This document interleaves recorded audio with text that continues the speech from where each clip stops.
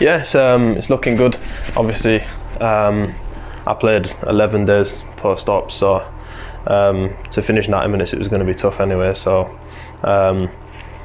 it was just it just got a little bit sore second half, probably stiffened up at half time when you cool off and stuff, but no, it's fine. Yeah, nothing major, nothing to worry about. It's just general soreness from how soon it was after the surgery, but it's all good, and I'll be fit and available for this weekend, which is nice. Obviously hernias are quite common for sportsmen, aren't they? What's it like playing with one? Is it really quite yeah, it's not great. You tend to feel like a bit heavier, sluggish. You just lose sort of your power really, and any sort of motion which does require power, or striking a ball, sprinting, stuff like that, you're just in a world of pain. So and that's what you need to do every football game, so it can affect you massively. But to be fair, the medical staff looked after me as well as they could during that period, and then 4 games were I had to play with it, and I got through it. So yeah, it was a tough time, but yeah, they are painful, hard to play with. What was going through your head when you went down and stuff? You must have been thinking, I really don't want to come off. Yeah, I don't like coming off. I think, to be fair, I read a stat saying it was the first 90 minutes I haven't played since I come in, so I like to keep them sort of stats up, so I was a bit gutted about that. But nah, yeah, it was sad coming off, but it's just nice to hear that I'll be, I'm not damaged, and I'm ready for this weekend, which is the main thing. Well, after you came off, obviously Alex dropping deep and Tom coming on, the boys did really well to hold that. That's a real result which you can build from, isn't it? Yeah, massively. Obviously Tex's experience anyway, so I don't know if he likes playing centre back, but he did a good job. We were solid. Nice to have a clean sheet as well eventually, which was good for everyone.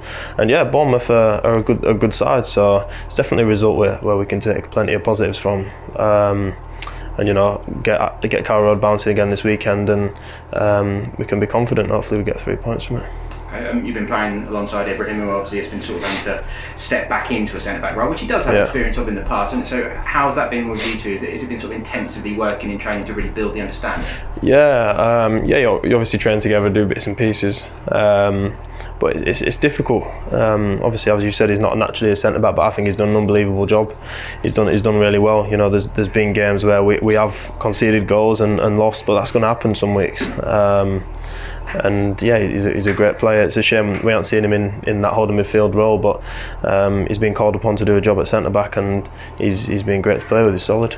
His stats were obviously really good Saturday, but yeah. I guess having the experience of Tim and Alex back in, did that sort of make the big difference, do you think?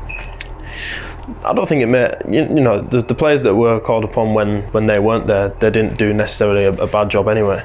But it isn't, the atmosphere that people like Tim and Alex do have.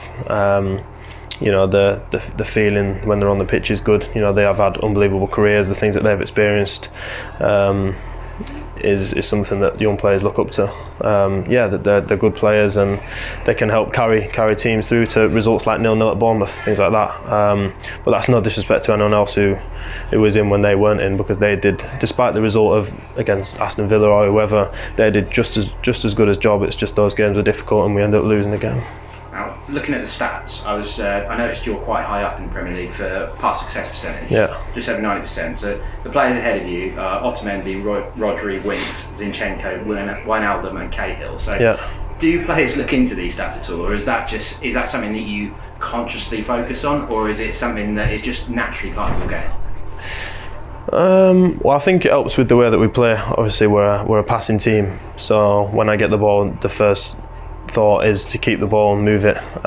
You're never going to see us really, unless you needed to hit a long ball, which is a 50-50 who's going to get it, us or them, because often the defenders win it against our team, because we haven't necessarily got that target man. So you will find passes into midfield, splitting lines and things like that, and that use pass percentage is something to be honest I do take care. I do look at them stats, and that's something that I like to be. I take pride in that, to be honest. And if you're a centre back gives the ball away a lot, you're going to find yourself in trouble at times, because you're the last row of the defence. So you have to take care with it, and you have to make sure a lot of your passes are reaching your teammates. Otherwise, like I said, you will end up hurting yourself really and getting punished. Good stuff. Well, Manchester United then, obviously they've got a Europa League game to come on Thursday, so it's a little bit difficult to judge them, but do you think there's maybe a little bit of vulnerability that you guys can go for? Yeah, definitely. Obviously, they're a massive club, there's a lot of pressure on them. I think people will see us as the underdogs, but we don't feel like that, to be honest. We're looking to get, and we will play for the 3 points. And yeah, it's going to be a good game. I can't wait for it. Their Europa League game, whatever's their business, all we can do is just focus on ourselves, and hopefully the Norwich turns up that we know that can, and we play to our full potential. And just finally then, I guess the sort of mission for our home game is now to recapture that sort of intensity of the Manchester City game. I guess it's always going to be the rest of the season. So from the players' point of view, I know you'll want the fans to sort of turn up again, that's sort of obvious, but from a playing point of view, how do you guys recapture that intensity? It's difficult, really, to put that into words, to be fair. We all know how big of a game it is, for not just for us but for fans as well. Obviously, playing against a big named opposition like that. So hopefully, the atmosphere is there, and that'll drive us on. And as I said, we'll give 110%. Hopefully, things work out well. We'll be trying our best, and it'll be a massive 3 points. But I just hope the atmosphere is there. To be honest, I hope, because that was a massive factor of the Man City game. I thought the stadium was bouncing for 90 minutes, and if we can have sort of the fans doing the same thing, it'll be a massive advantage for us. Thank you, Ben. No worries. Wow, great.